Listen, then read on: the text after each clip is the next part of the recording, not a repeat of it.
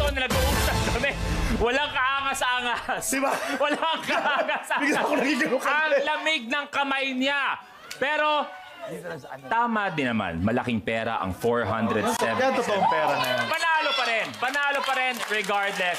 Pero, nandyan pa ang 1 million. Sana nandun. Ang natitira ay 500 pesos at 1 million pesos. Pero nag-deal na, para malinaw, nabili na ng banker ang briefcase na to sa 477,000 pesos.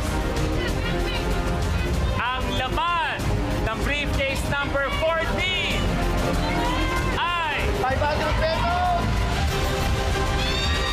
ang laman ay 1-0!